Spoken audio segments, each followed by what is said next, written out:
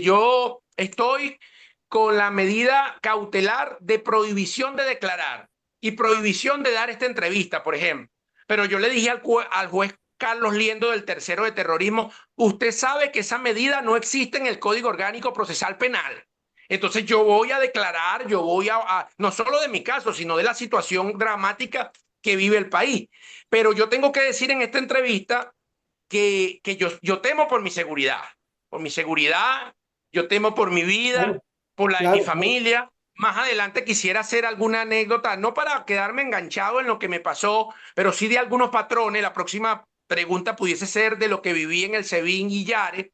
Pero lo que quiero decir en este momento es que yo temo por mi vida. ¿Por qué? Porque yo estoy convocando a los familiares. Para este mismo martes que viene vamos a convocar reuniones porque hay muchos presos injustamente en las cárceles, son miles.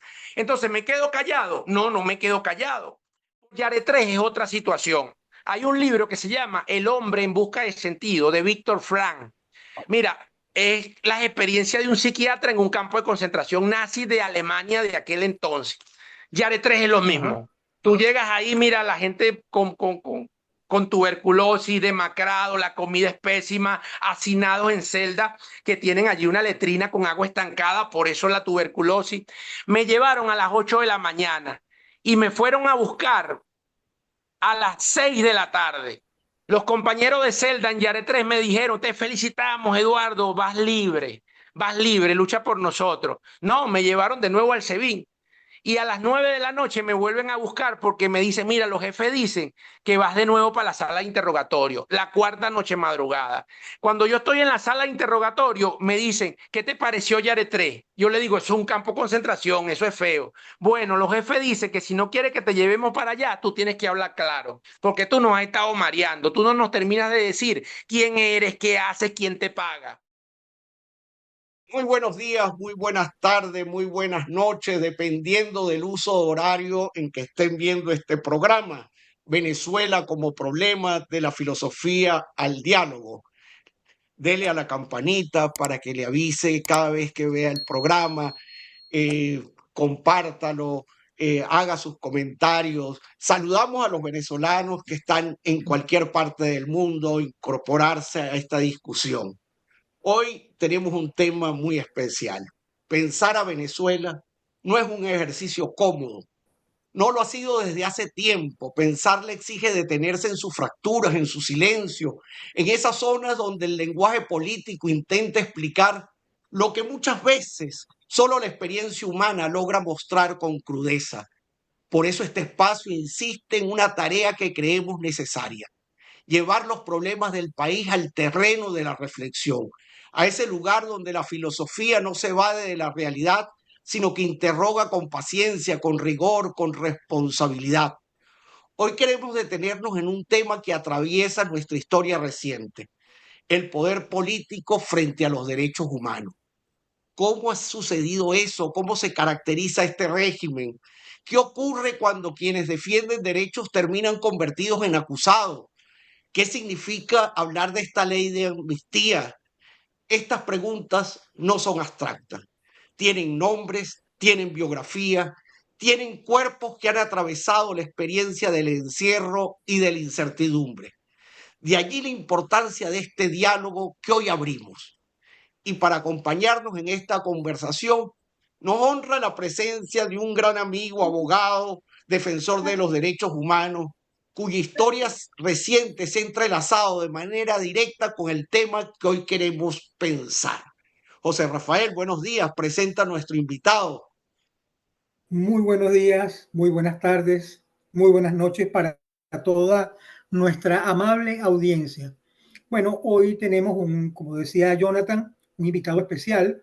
Se trata de Eduardo Torres, que es abogado, especialista en derechos humanos y una de las voces que desde el ámbito jurídico venezolano ha dedicado su trabajo a la defensa de las garantías fundamentales en un país atravesado por profundas tensiones de carácter institucional.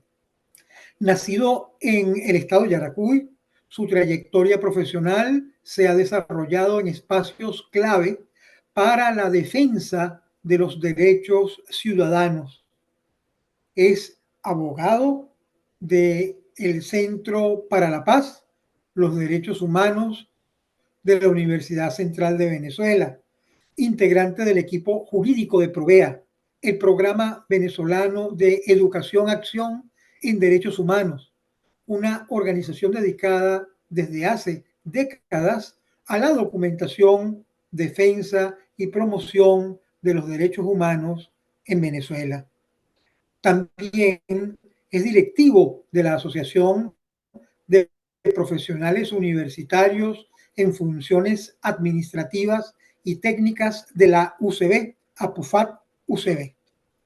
Hay momentos en la historia de un país que las categorías jurídicas parecen quedarse cortas frente a la experiencia humana. Cuando un defensor de derechos humanos termina viviendo aquello que durante años denunció, el problema deja de ser solamente institucional, se convierte en una pregunta moral y filosófica, porque Eduardo Torres dejó de aparecer únicamente en informes jurídicos o en espacios académicos para convertirse de manera abrupta en un preso político.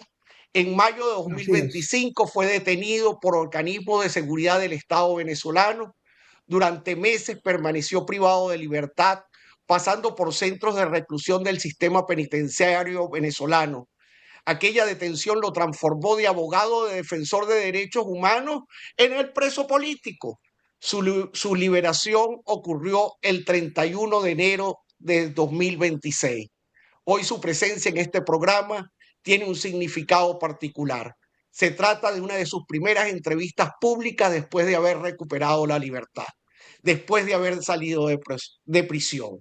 Por lo tanto, no es únicamente la mirada de un abogado que interpreta las leyes, es también la de alguien que ha conocido desde adentro la fragilidad de las garantías jurídicas cuando el poder decide avanzar sobre ellas.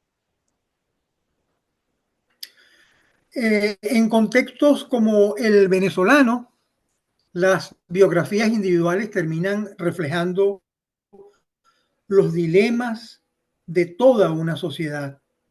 La experiencia reciente de Eduardo nos invita a pensar el país desde esa tensión entre derecho, poder y dignidad. A partir de allí, queremos abrir el diálogo con nuestro invitado de hoy, Eduardo Torres. Bienvenido, Eduardo. Muchas gracias también a los que van a observar, analizar esta conversación que voy a tener yo con estos dos grandes también defensores de la libertad, de la democracia, de la justicia, desde una perspectiva también académica que ha sido fundamental para sustentar, como dice el profesor José Rafael Herrera, la filosofía. Sin teoría no hay práctica consecuente, de tal manera que muy importante la academia en ese sentido, igual de Jonathan Alzuru, que incluso cuando llegué a la Universidad Central de Venezuela a estudiar Derecho, fue uno de mis tutores, y precisamente no solo de algunos elementos jurídicos, sino más bien de lo que en el país se necesitaba en ese entonces. Yo llegué, recuerdo, por allá, por el año 2001 a la UCB. Ya yo venía a ser en mi juventud de dirigente estudiantil en educación media. En el año 93, luego me quedé estudiando en el Tecnológico de Yaracuy, me gradué de TCU en alimentos en el UTI. Hoy es una universidad politécnica, pero era muy, muy querido nuestro UTI. Y llegó la toma de la UCB, la famosa toma donde lo que hoy es el SEBIN, que antes se llamaba DICIC, tomó a la UCB, al rectorado, como si fuese un campo de guerra. Y secuestraron en aquel momento el rectorado. Y me acuerdo yo, Jonathan, un amigo en común, Amílcar Morales, un dirigente estudiantil de la Escuela de Historia, me planteó en Yaracuy, en una reunión que sostuvimos, ayuda en la UCB para rescatarla. Y bueno, ahí conocí cuando llegué a Caracas a Jonathan Alzuro, por eso decía yo que era uno de mis tutores. Rescatamos la UCB, yo creo que ese evento de los años 2001, 2002, Jonathan, cuando se rescató a la universidad y no se permitió que en ese entonces el gobierno de Chávez, a través de la DICIC, se hiciera de la UCB, engañando, por supuesto, a algunos dirigentes estudiantiles que en ese momento apoyaban a Chávez y que hoy siguen siendo amigos de uno y que ya se dieron cuenta de esta tragedia, de esta tiranía, de esta dictadura que estamos por salir, pero que lamentablemente todavía tenemos en Venezuela. Lo cierto es que ahí te conocí, Jonathan, y bueno, rescatamos la UCB, se rescató con el movimiento estudiantil general de la UCB, sobre todo el de la Escuela de Trabajo Social, y otras escuelas que se logró en ese momento. Yo creo que el rescate de la UCB en el año 2001, 2002, fue lo que nos permite estar en este momento, como dice el doctor José Rafael, hablando de derecho, de justicia, de dignidad, y bueno, en la lucha contra el poder, pero también al lado de las víctimas, para nosotros entonces avanzar pues en la conquista de la democracia, en la conquista de la justicia, en la justicia que nos lleve hacia la libertad también a todos los venezolanos. De verdad que ese es más o menos el génesis. Allí conocí yo a Jonathan, luego al profesor también José Rafael, en esas líderes de la academia y de la lucha activa por la universidad y el país. Así es. Así es. Mira, Así Eduardo, es. desde tu perspectiva, ¿cómo tú pudieras analizar? Entendemos que tu perspectiva es los derechos humanos. ¿Qué ha sucedido en Venezuela? ¿Nos los puedes explicar? ¿Qué es lo que ha sucedido en Venezuela con respecto a los derechos humanos? Mira, históricamente yo creo que hubo un punto de inflexión en la historia de Venezuela. No me refiero solo a la Cuarta República, lo que se llamaba, ¿no? Sino un evento. Yo creo que el Caracazo, en el año 89, nos dio en la médula espinal como país, porque con el Caracazo se perdió la esencia del respeto al derecho a la vida. Es decir, los hechos del 27 y 28 de febrero del 89, cuando lamentablemente las autoridades de ese momento no supieron manejar esa situación que se vivió en el país, donde un pueblo salió a la calle y se desarrollaron evidentemente manifestaciones de violencia, se sacó al ejército a la calle.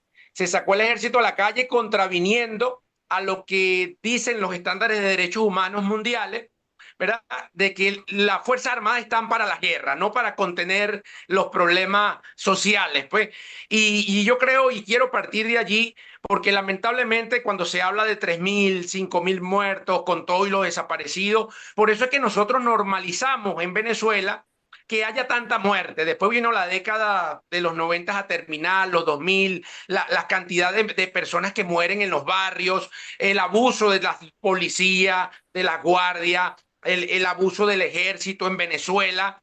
Yo creo que es algo que no vemos en otros países. Es decir, en otros países incluso se escandalizan cuando hay muchos asaltos. Yo una vez fui a Uruguay y veía una noticia casi de una hora porque alguien sacó un cuchillo en un autobús.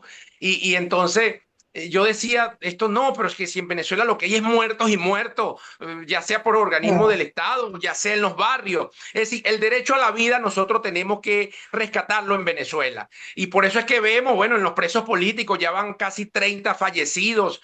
Ahorita en medio de la ley de amnistía aprobada, que vamos a hablar más adelante de ella, pero lo cierto es que en vez de haber existido una salida masiva de los presos, la semana pasada, hace 10 días, falleció otra persona que en vez de salir de inmediato por la ley de amnistía, falleció en las cárceles del Zulia. Y entonces, y eso en Venezuela está normalizado. Y hablo del derecho a la vida porque es el más grave. La Declaración Universal de los Derechos Humanos tiene 30 derechos. El más sagrado es el de la vida. Y en Venezuela de verdad creo que lamentablemente no tenemos no solo el gobierno y sus funcionarios que atentan contra ella, o el Estado que no la resguarda, como dice el artículo 43 constitucional de que es inviolable, sino también que los ciudadanos, no, así como no luchamos como debe ser por todos los derechos, de verdad no le damos el puesto que tiene el derecho a la vida, ya sea por diferentes motivos, incluyendo la situación de terror que vivimos. Recordemos que en Venezuela, hablando de actualidad de derechos humanos, no existe terrorismo, lo que hay es una ley que ha dicho la ONU con un abuso crónico de la ley de terrorismo para perseguir a quienes defienden derechos. Pero no es solo que no exista terrorismo, sino terrorismo de Estado, lo que hay en Venezuela. Entonces, realmente yo creo que la situación de los derechos humanos en Venezuela a partir de allí, del derecho a la vida es muy malo. Y lo otro es la concepción del Estado. Venezuela lamentablemente tiene muchos recursos, petróleo, oro, diamante, tenemos cantidad ahora de tierras raras, incluso que está ahora de moda de esas tierras raras que se necesitan para la industria moderna, tecnológica, pero lamentablemente los recursos se los roban, pues sí, se los robaban antes, en estos 26 años se los robaron de manera absoluta.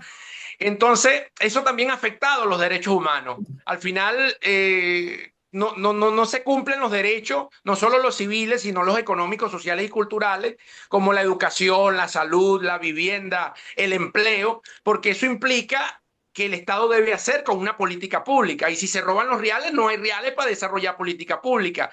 Y luego, como no había dinero, se lo roban, entonces eso va a generar una situación de protesta social. Entonces eso es lo que hemos tenido en Venezuela. El pueblo se organiza, los trabajadores exigen, los estudiantes también, los sectores sociales en todos los estados del país, y ante un gobierno que se está robando los reales, entra entonces el papel de la corrupción en la represión. Se crean unas mafias que en principio se crean rampante para robarse los reales del Estado y de los venezolanos, el dinero de la República. Pero una vez que están allí, esas mafias entonces asumen el crimen, ¿me entiendes? Para poder contener a la población que le va a exigir derechos que no le están cumpliendo. Entonces, por eso es que surge luego el crimen de lesa humanidad. En Venezuela actualmente no solo hablamos de vulneraciones graves a los derechos humanos, donde la responsabilidad es del Estado, sino que pasamos a una etapa de crimen de lesa humanidad. Espero que se me entienda cuando yo digo que pasamos a la etapa del crimen, porque las mafias que están al final enquistadas en el Estado están conformadas por hombres y mujeres. Entonces, en ese afán de robar y de defenderse ante un pueblo que exige derechos civiles y políticos como libertad, democracia, justicia y económicos y sociales, que son los que ya acabo de nombrar, entonces se ven en la obligación de reprimir, pues. Y como el estado general de corrupción, no solo de los funcionarios altos, sino también de los funcionarios policiales que también no tienen sueldo, porque en Venezuela no hay salario, en Venezuela el salario es menos de $1. Entonces, bueno, aquel funcionario policial, militar, no todos, pues, y guardias nacionales y CICPC, no todos, pero una gran parte terminan aplicando la extorsión hacia los ciudadanos. Entonces se va degenerando toda una situación y caemos en el crimen de lesa humanidad, que ya está una investigación abierta por la Corte Penal Internacional, donde la responsabilidad ya es personalísima. Es decir, es toda una tragedia la que va llevando al estado actual, donde tenemos una situación de terrorismo de Estado y de crimen de lesa humanidad. Es decir, es compleja la situación. Eduardo, eh, fíjate, tú arrancaste por el 27 y 28 el Caracazo. Mi pregunta sería, ¿tú puedes equiparar esas dos prácticas? Es decir, lo que se dio en un momento determinado con el sistema chavista. O sea, ¿crees que ha sido lo mismo, que es igual? Y además quisiera que describieras mejor qué significa para nuestros oyentes esto de lesa humanidad, explicarnos los casos, que caractericemos mejor el asunto, porque hasta ahora la discusión pareciera que efectivamente, o hay algunas personas que dicen que se ha cometido excesos de lado y lado, y la pregunta es, bueno, ¿cómo tú ves esa situación? ¿Es verdad? ¿Es así, es exceso de lado y lado? ¿Qué es lo que tenemos que mejorar? ¿Cómo ves eso? Sí, y el tema es complejo, el tema venezolano. Yo quise partir del Caracazo y voy a poner ese punto. Quiero partir de la situación militar. Yo creo que hay una situación militar en Venezuela de responsabilidad del sector militar, en donde incluso ellos están siendo actualmente víctimas. Es decir, no hablo solamente del Caracazo, luego vino en Venezuela los golpes de Estado del 92, de febrero y noviembre, y luego la ascensión al poder de los militares con Hugo Chávez y apoyado con un grupo de civiles, sobre todo de la izquierda que viene de los años 60, no toda, porque bueno, uno tiene también raíces al inicio de esos movimientos de izquierda y no apoyaron a Chávez, muchos de los que hoy todavía siguen siendo amigos de uno. Pero voy con los militares. En primero ratifico, cuando en el 89 sacaron a los militares a la calle a reprimir a la gente, ellos lo que cargaban era fusiles.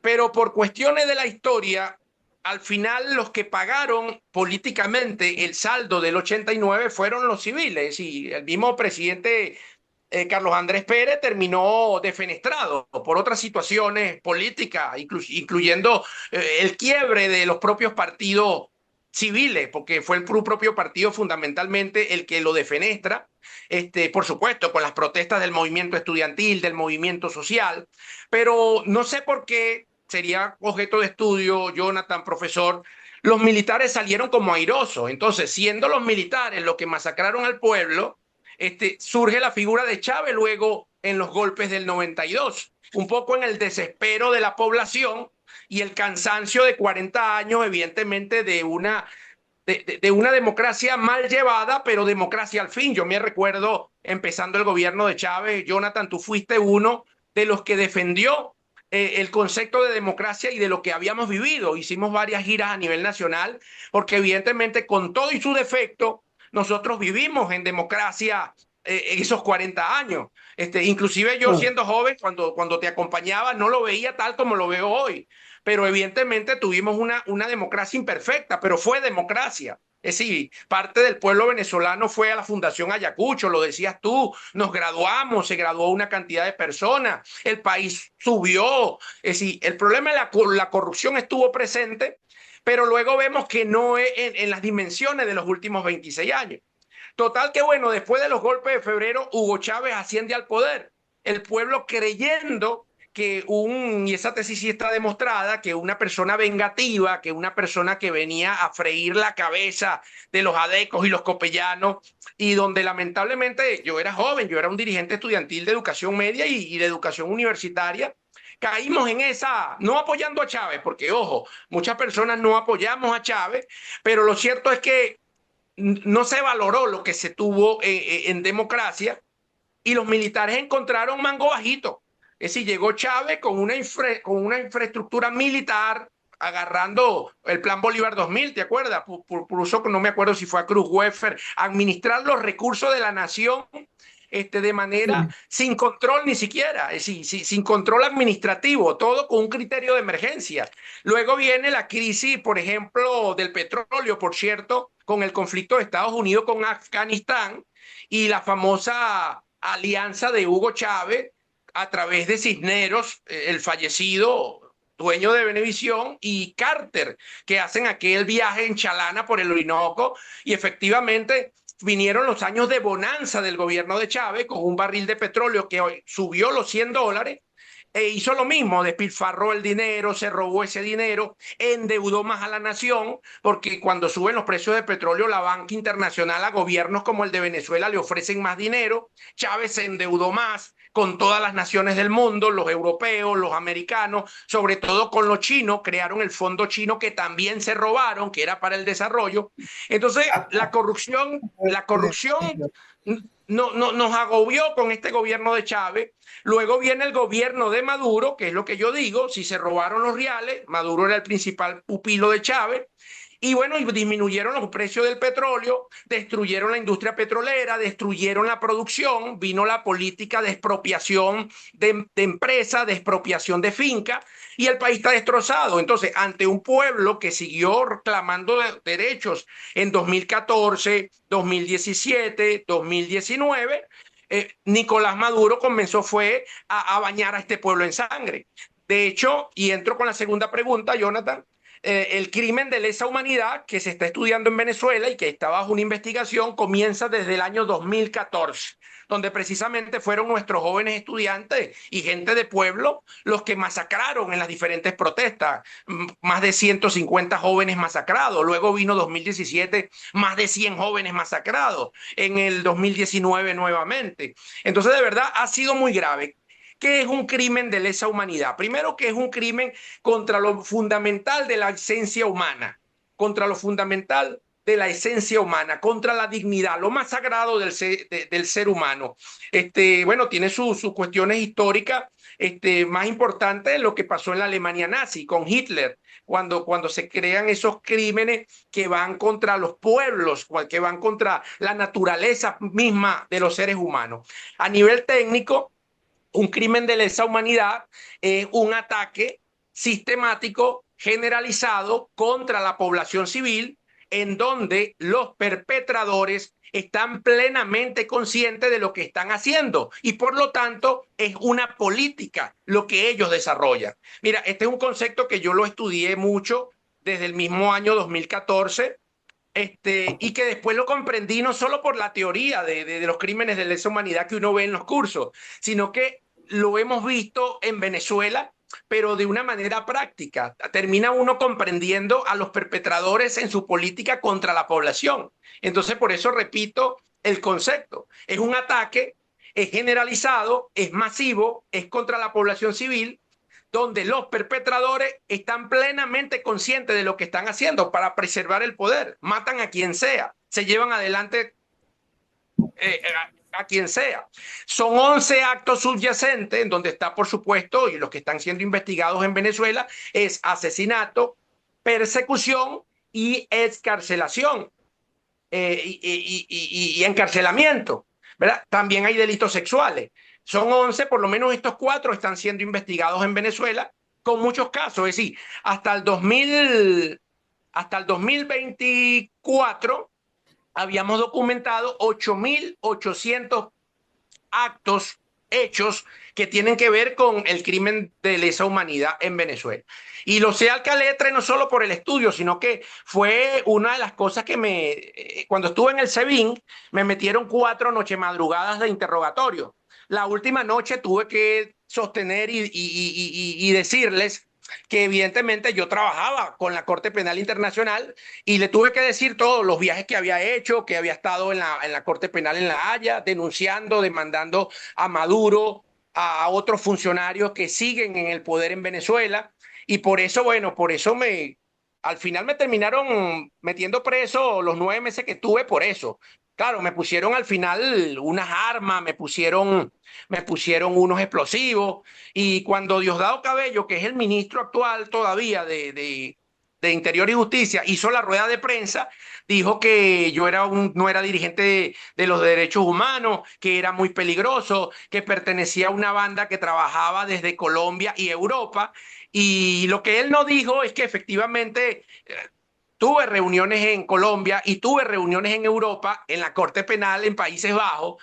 Él lo que no dijo es que precisamente lo que me descubren es que soy un abogado que ha trabajado el tema de la Corte Penal y ellos lo descubrieron, pues, porque al final los mecanismos de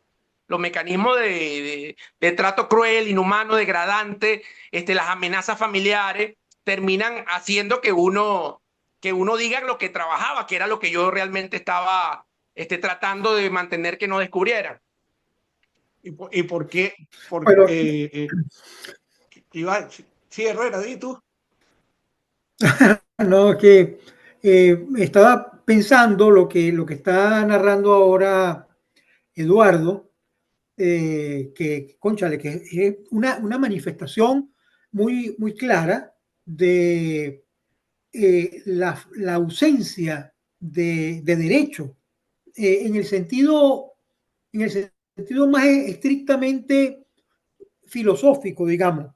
O sea, esa idea no del derecho positivo, el derecho que se aprende en la universidad, estoy hablando del derecho en cuanto tal, del derecho, ¿no? Eso que cuando hay una situación, digamos, desgarrada, uno dice, no hay derecho. Esa situación la tenemos en carne viva en Venezuela. Pero lo más terrible es que después del 3 de enero, eso pareciera que todavía no ha tenido ningún resultado de solución, sino que ha proseguido, porque he sabido de casos recientes de nuevos encarcelamientos y de amenazas. Ahí salió ayer o antes de ayer Cabello diciéndole a María Corina que si se le ocurría regresar al país, a María Corina Machado, bueno, que se iba a llevar una sorpresita. Es decir, uno dice, bueno, pero ¿qué fue lo que pasó en Venezuela después del 3 de enero? ¿No? Yo la verdad, todavía las industrias básicas y este tipo de... Pero desde el punto de vista de los derechos humanos, esto verdaderamente todavía está como muy crudo. Me gustaría saber tu opinión sobre eso, ¿no? Sí, en principio, mira, yo he establecido un criterio muy claro sobre el 3 de enero. Es decir, para mí, el 3 de enero lo que tenemos es una experiencia del principio universal de proteger los pueblos. Y lo he dicho por la calle del medio. Es decir, si no es por lo que pasa el 3 de enero, yo estuviera ahorita todavía en Claro, Yare 2, claro. en Yare 2. Estuviese allí con unas condiciones muy precarias, con riesgos hacia la vida. Todas las semanas previas al 3 de enero lo que llegaban eran más autobuses y autobuses y autobuses de presos.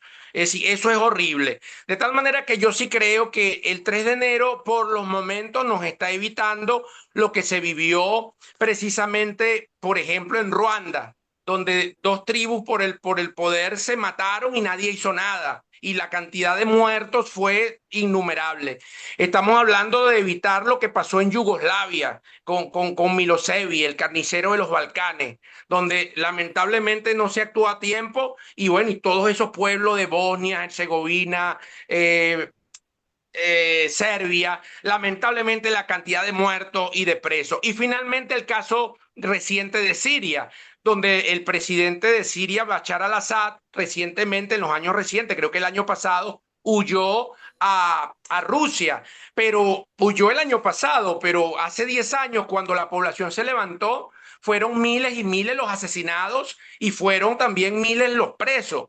De tal manera que yo creo también que el pueblo venezolano se hubiese liberado solo de esto, porque uno al final cree mucho en los pueblos y las fuerzas, pero lo cierto es que el aparataje represivo y criminal, tal como lo ha sostenido la ONU a través de la misión de determinación de los hechos, es un aparato que está montado para reprimir y masacrar, incluso encarcelar a su pueblo. Y va a ser muy doloroso, muy doloroso. Viene el 3 de enero, entonces yo creo que te lo grafico de la siguiente manera. Han venido muchas autoridades del gobierno de los Estados Unidos después del 3 de enero y me ha llamado la atención que ellos dicen que la política que están desarrollando es para unificar los pueblos y sostienen que los pueblos se unifican por el comercio. Yo creo que están equivocados. Es decir, los pueblos primero deben respetarse y segundo, creemos en la unificación, en la colaboración, pero es a través de la justicia. Es decir, los pueblos se unifican en base a otros valores fundamentales, que el primero es la justicia, el segundo es la democracia y el respeto a la soberanía de los países. El otro es la libertad, que inclusive ellos tienen como primero.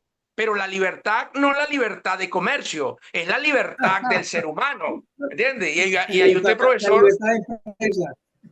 claro, La libertad de entonces ahí empresa. hay un problema donde el profesor José Rafael Herrera inclusive quisiera que luego incluso me ayude, porque tengo la idea fundamental desde el derecho, porque siempre lo discutía con el doctor Héctor Faúnde, que es mi profesor en el posgrado que terminé. Yo soy especialista en derechos humanos e inclusive él me ilustraba mucho, porque yo esos temas, yo también era comunista, pues, y el tema de la libertad en otra esencia, la fui aprendiendo más es en esos temas desde lo jurídico. Entonces yo lo que sí sé es que a veces se da un debate sobre el problema de la libertad solamente desde la línea, no, yo soy liberal y lo que nos estamos planteando es más que todo un neoliberalismo prácticamente en terreno económico, puede que las empresas transnacionales o nacionales se apropien de todos los recursos de las naciones. Eso no es ser libertario, me lo decía el doctor Faúnde. Libertario es la condición humana de libertad que va en lo civil, va en lo político y va en lo económico también para desarrollar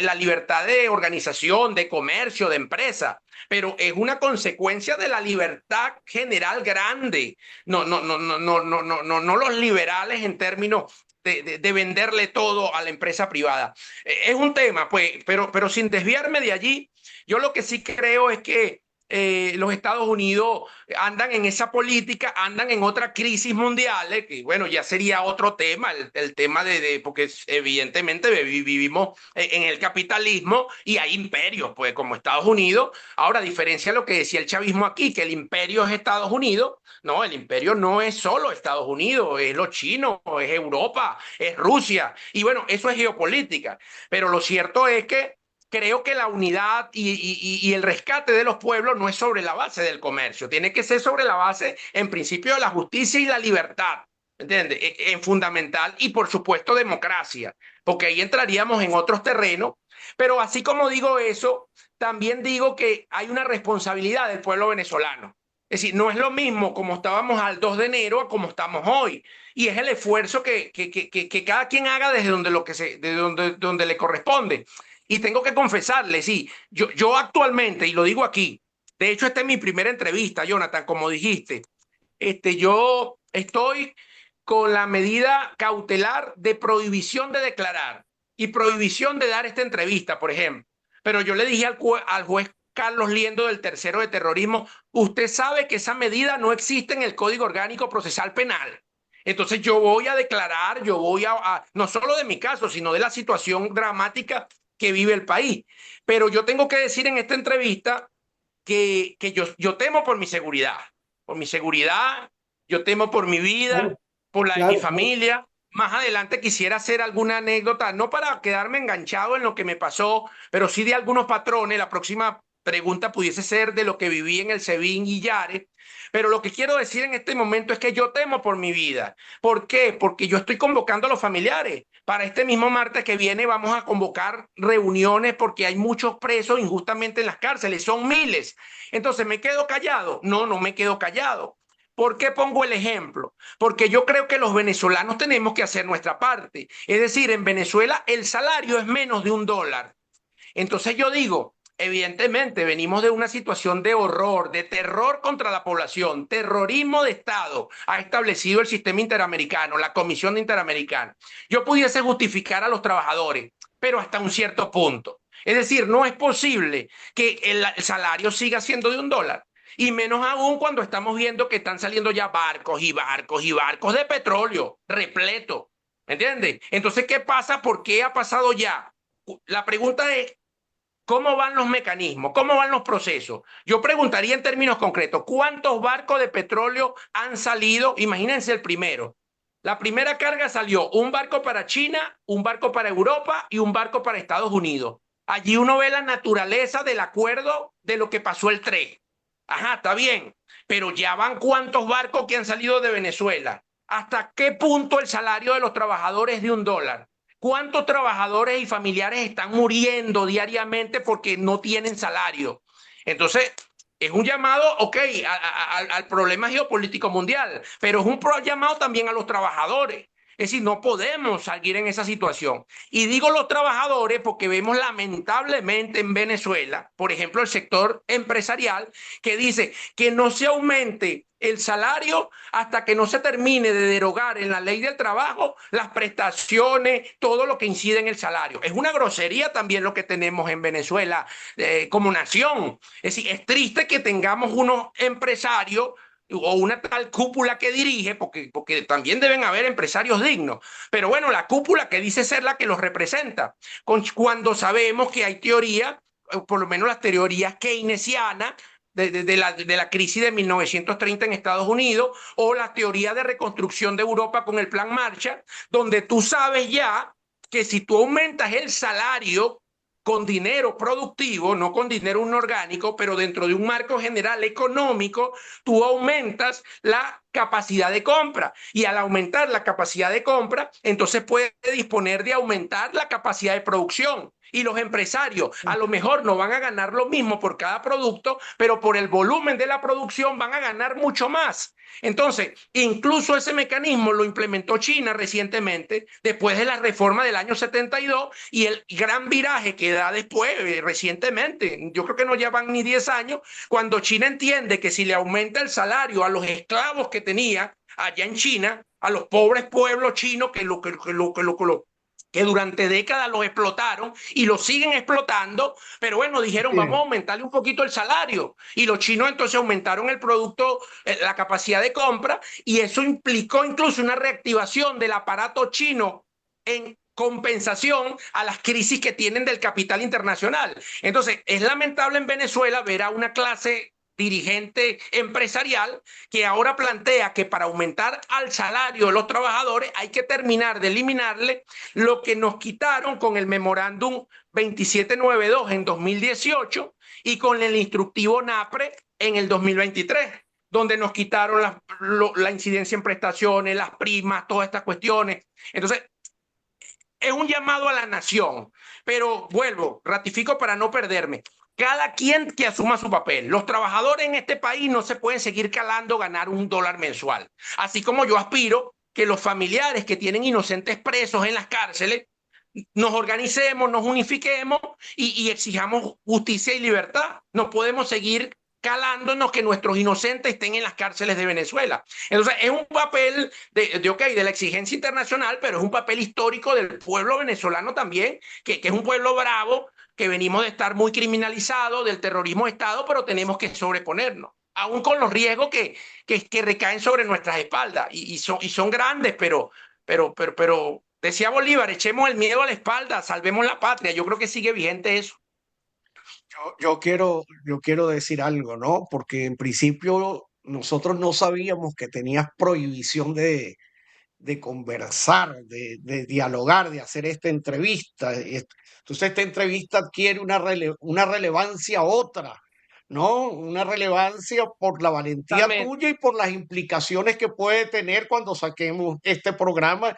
Y esto, bueno, a mí me conmueve, pues me parece eh, un acto de valentía importante y de ejemplo que estás dando en Venezuela y sobre todo para aquellos que están pensando que Venezuela está solvente, que cambiamos, que estamos libres, estamos viendo y los que nos están escuchando, bueno, estamos entrevistando a un abogado que tiene prohibición de hablar y se está arriesgando a hablar. Eh, por lo tanto, te felicito y me impacta. También me impactó mucho que, que tú estás trabajando con la Haya directamente, caracterizando los problemas y y que no podías decírselo a los que te estaban eh, eh, presionando, ejerciendo el terror y que tuviste que decirlo. Me Reprimiendo. imagino la presión que tuviste. Entonces, también nos decías que querías conversar sobre esa experiencia. Yo creo que es vital porque a veces las conversaciones son abstractas y el sujeto que está en otro país, los venezolanos que estamos fuera o el que no le ha sucedido nada, bueno, lo que escucha es expresiones y como escucha expresiones y se ha naturalizado todo, no vemos ejemplos concretos, no lo sentimos, no le vemos el rostro al sufrimiento. Cuéntanos. Sí, Sí, bueno, en antes principio, antes de darle, Alfred, ya va, Eduardo, quería hacer una seguro. sugerencia, solamente breve. Quería colocarle a este programa la entrevista del coraje, porque creo que es lo que se merece este papel tan valioso y tan digno que está cumpliendo Eduardo en este momento, ¿no? Adelante, Eduardo. Gracias, profesor José, gracias, Jonathan. Un poco en orden, ¿no? Yo tuve 4 noches madrugadas en un interrogatorio en el SEBIN. Previo a eso me detuvieron sin orden judicial, violentamente en Parque Central. Funcionarios de civil me llevaron al helicoide. Además de eso, que no tenían orden judicial, inmediatamente viene el aislamiento, la desaparición forzada.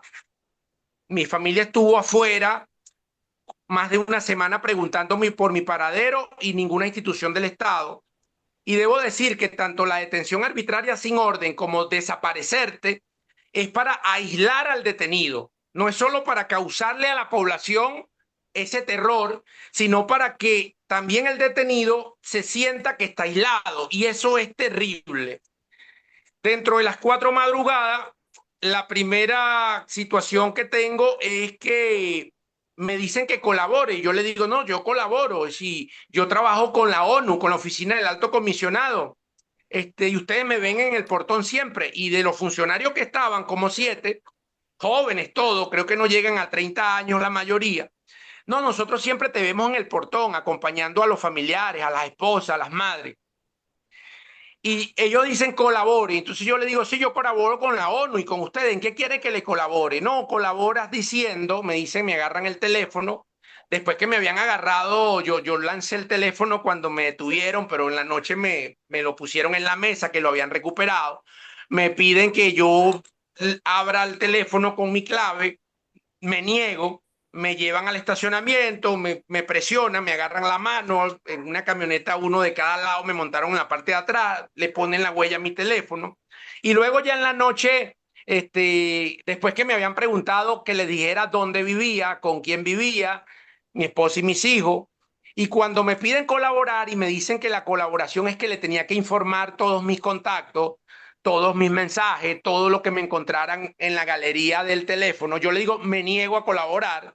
Yo les digo, me niego a colaborar, yo me acojo al precepto constitucional, no estoy en la obligación de declarar y exijo la presencia de un abogado. De los 7 que habían en la sala, casi al unísono, como 4 dicen, bueno, díganle a la comisión del SEBIN que está frente a su casa que se le traiga a la esposa y al hijo. De tal manera que por eso digo yo que yo sigo preocupado, porque las mismas autoridades que vienen años utilizando esta práctica siguen en el poder, en los ministerios y en todo. Pero eso fue lo que pasó y lo digo para que eso deje de pasar. De tal manera que yo les dije, bueno, no me queda otra, no los busquen, yo colaboro.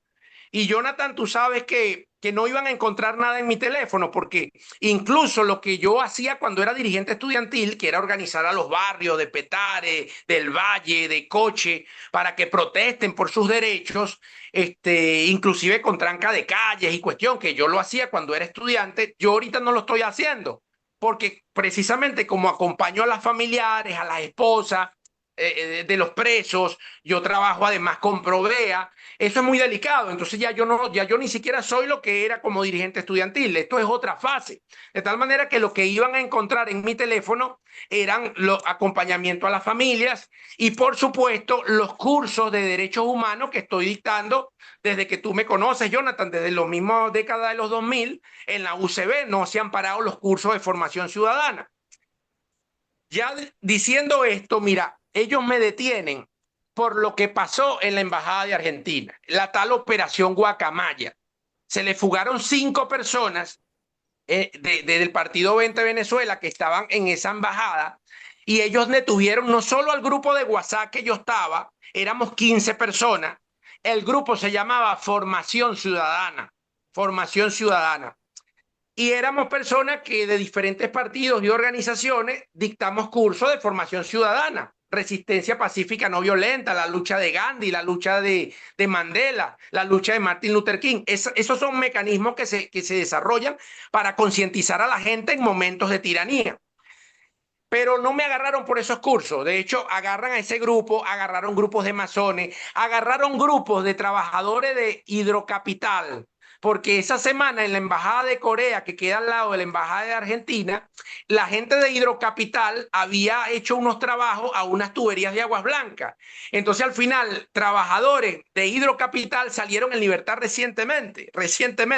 Es decir, fue masiva la detención, la ola de detención, la racia represiva por ese escape de la Embajada de Argentina. La primera noche madrugada que me hicieron era solo sobre eso, si yo tenía algo que ver con eso.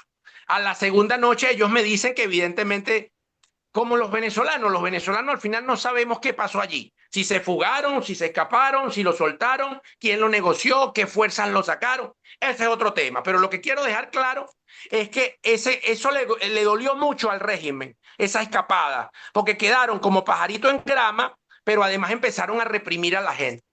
Cuando ellos descubren que yo no tengo nada que ver con eso, pasan a una segunda fase que dicen, no, pero tú te la pasas dictando unos cursos que son peligrosos. Entonces ahí sí me encuentran fotos en Guayana, en Venezuela, en los barrios, pero dictando cursos de formación ciudadana. Y yo le decía, mira, los cursos míos, ustedes pueden decir que es peligroso, yo no lo voy a negar sí o no, pero si yo le doy un curso de derechos laborales a los trabajadores, al final ellos pueden hacer una huelga, pueden ir a la fábrica, pueden trancar una calle, pero ¿por qué trancan la calle? ¿Porque el curso es peligroso o porque están ganando $1 de salario al mes? Y le quitaste las prestaciones y le quitaste con el instructivo NAPRE y todas esas cuestiones del memorándum de 2792 que le quitaste los derechos. Es decir, los trabajadores van a protestar no por el curso, van a protestar por las condiciones infrahumanas de lo laboral en Venezuela. No, nos estás mareando. Sí son peligrosos. Y son tan peligrosos que al final Tarek William, cuando él asume más de una semana después que me tenían, porque yo estuve desaparecido más de una semana, no tiene el valor ni siquiera de hacerlo a través de una rueda de prensa, sino que lo hizo a través de un mensaje de Instagram, que yo insto a las personas que están escuchando este programa que lo busquen, está en las redes, donde Tarek William dice que tienen preso un abogado muy peligroso porque dicta talleres de formación ciudadana para sabotear elecciones. En un mensaje de Instagram, con un mensaje de Instagram, y duré 9 meses, 4 meses y medio en el SEBIN y 4 meses y medio en Yare 2. Eso es lamentable. Pero al final, y era lo que le decía, después de la tercera noche, madrugada de interrogatorio, a mí me llevan, pese a que el juez había determinado que el sitio de reclusión era el SEBIN, me llevaron a Yare 3. Y eso quiero aclararlo. No Yare 2 al final, que es muy dura, porque son cárceles comunes en donde están metiendo gente política, muchos, pero Yare 3 es otra situación. Hay un libro que se llama El hombre en busca de sentido, de Víctor Frank. Mira, es la experiencia de un psiquiatra en un campo de concentración nazi de Alemania de aquel entonces. Yare 3 es lo mismo. Tú llegas ahí, mira, la gente con tuberculosis, demacrado, la comida es pésima, hacinados en celdas que tienen allí una letrina con agua estancada, por eso la tuberculosis. Me llevaron a las 8 de la mañana y me fueron a buscar a las 6 de la tarde. Los compañeros de celda en Yare 3 me dijeron, te felicitamos, Eduardo, vas libre, lucha por nosotros. No, me llevaron de nuevo al SEBIN. Y a las 9 de la noche me vuelven a buscar porque me dicen, mira, los jefes dicen que vas de nuevo para la sala de interrogatorio, la cuarta noche madrugada. Cuando yo estoy en la sala de interrogatorio, me dicen, ¿qué te pareció Yare 3? Yo le digo, eso es un campo de concentración, eso es feo. Bueno, los jefes dicen que si no quieres que te llevemos para allá, tú tienes que hablar claro, porque tú nos has estado mareando, tú no nos terminas de decir quién eres, qué haces, quién te paga. Entonces, ya en la madrugada, por esa presión y no queriendo ir a Yare 3, el cerebro no es porque uno lo hace ni siquiera por inteligencia, porque no es así, no es que yo digo no, es que la explosión del cerebro te dice, bueno, está bien, yo les voy a hablar claro. Yo colaboro con la Corte Penal Internacional, métanse en mi estatus migratorio, reuniones, como dije, en Colombia, y que lo diga yo aquí no importa, porque ya el SEBIN lo sabe y el gobierno que todavía queda en Venezuela lo sabe. Por eso es que mi preocupación, más bien yo hago bien hablando aquí en esta entrevista para que la gente sepa en la situación que estoy. Entonces ellos se meten en el estatus migratorio, 3, 4 viajes a Colombia, se meten en el estatus migratorio y efectivamente tengo viajes a La Haya y casualmente en diciembre, donde se da la Asamblea de Estados Partes, es decir, donde se discute la cosa. Y yo les digo, porque al final yo no quería ir para allá, yo les digo, métanse para que vean que el viaje para La Haya, para Paraíso Bajo, es en las semanas de diciembre, que justamente métanse en internet para que vean que se está dando la Asamblea de Estados parte de la Corte Penal Internacional, del Estatuto de Roma. Ellos se van metiendo en eso. Yo les digo efectivamente que mis contactos son se llama European Lawyer Foundation. Yo digo que bueno, que ellos colaboran conmigo, les invento y les digo que ellos me pagan miles de dólares mensuales. Ante esta audiencia tengo que decir que ese pago es mentira y Jonathan lo sabe, es decir, a los que defendemos derechos humanos nadie nos paga. Esas instancias, más bien nosotros le agradecemos que nos apoyen como pueblo para que se termine el crimen. Y cuando son instancias de la ONU, como la Misión de Determinación de los Hechos o la Oficina del Alto Comisionado para los Derechos Humanos, ese trabajo no nos los pagan. Es decir, por el contrario, más bien nosotros estamos agradecidos que esas instancias internacionales nos apoyen. Pero lo cierto es que yo les dije bueno, que esos abogados europeos me pagan. Evidentemente no me pagan, pero sí están muy pendientes, Jonathan, profesor, audiencia. A mí me agarraron el 9 de mayo y cuando salí ahorita me di cuenta que el 15 de mayo la Federación de Colegios de Abogados de toda Europa le había enviado una comunicación a Nicolás Maduro exigiéndole que me liberaran.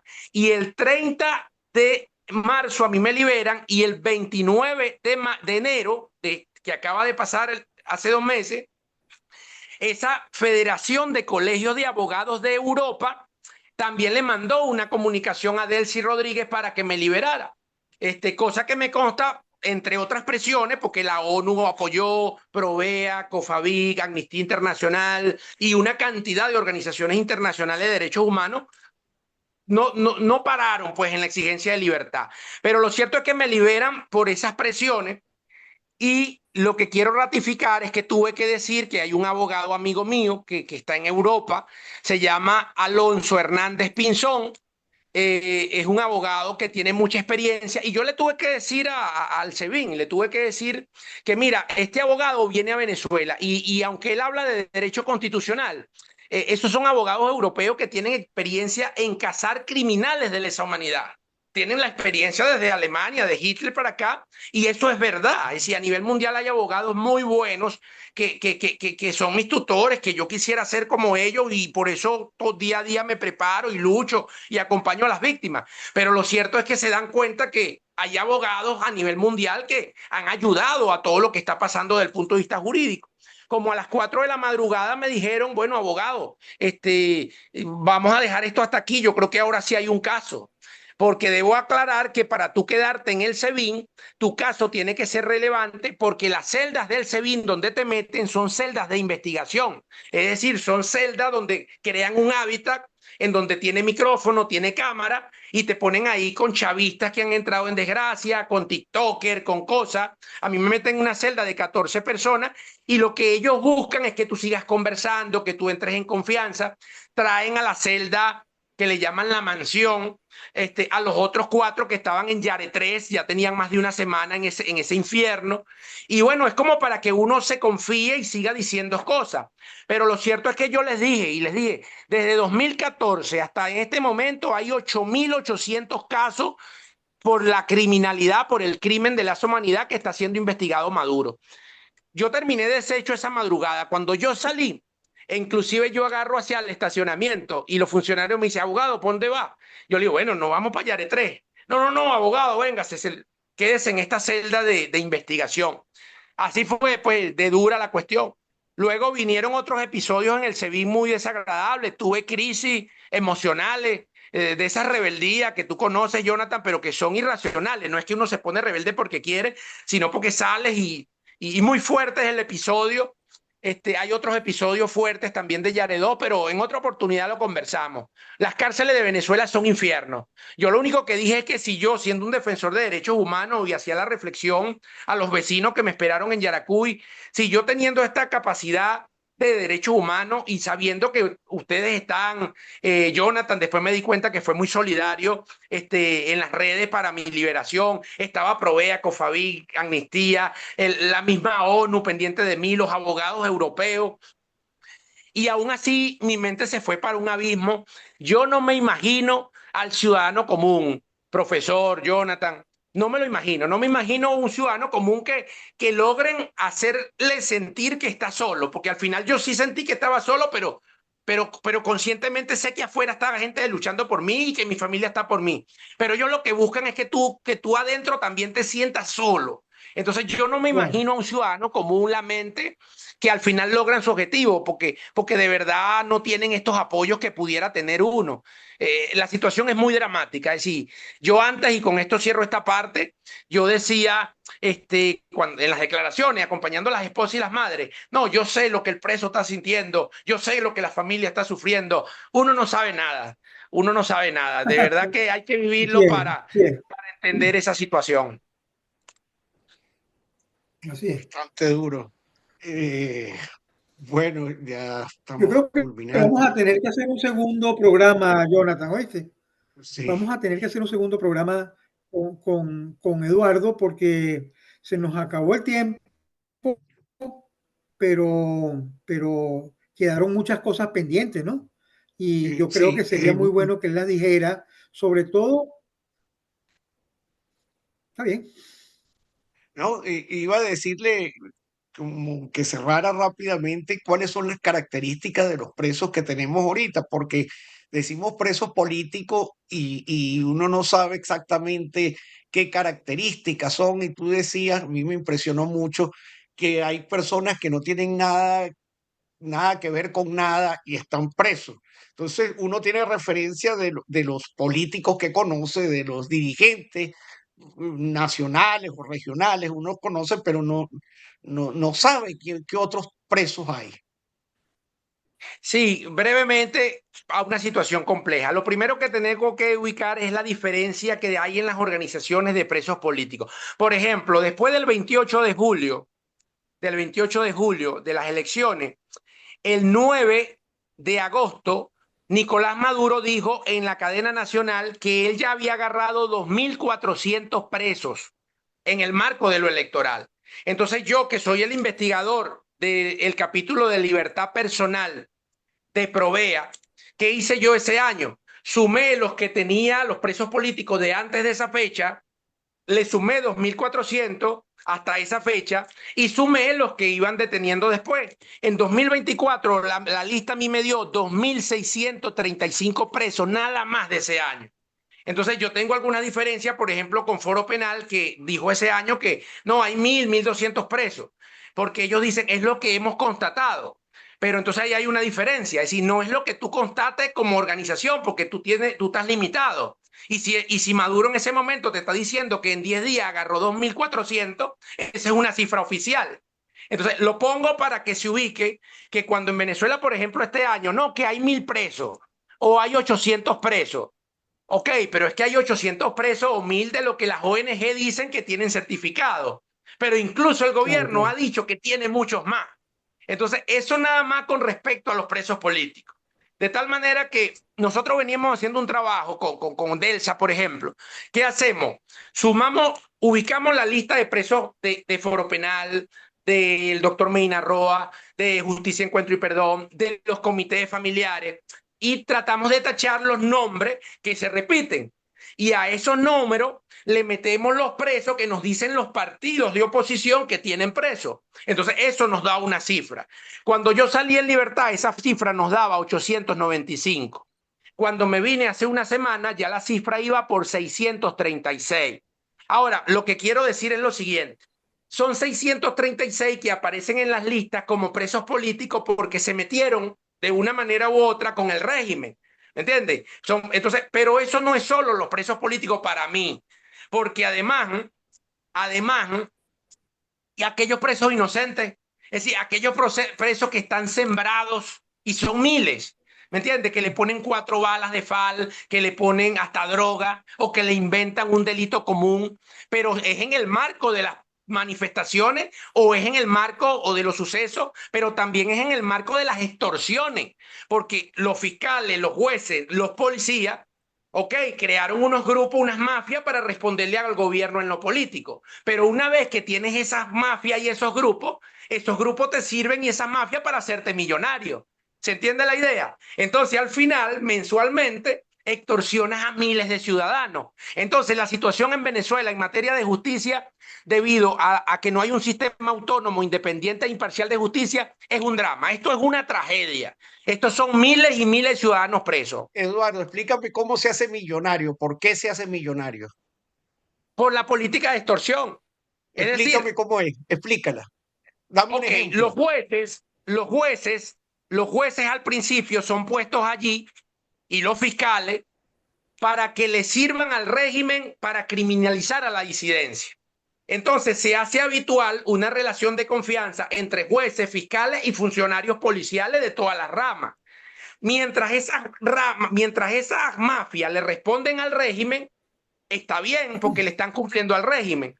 Pero por la propia naturaleza de la corrupción humana, ¿verdad? Una vez que ellos le responden al gobierno y al régimen en lo político, esas mismas estructuras que se forman sirven para extorsionar a los ciudadanos. Porque sencillamente, ok, tú a los que el gobierno y el régimen te pide que criminalice y encarcele, tú le cumples. Pero entonces tienes patente de corso para extorsionar a cuantos ciudadanos tú quieras. ¿Entiendes? Entonces te van Claro. agarrando cientos y miles de ciudadanos en todos los estados del país, esa misma estructura que en lo político le responden al régimen, pero en lo que respecta a la mafia que se creó, le sirve para hacerse millonario. Entonces, esa es la tragedia detrás de la persecución estrictamente política. Increíble. Yo te voy a decir una Bueno, cosa, Eduardo y Jonathan.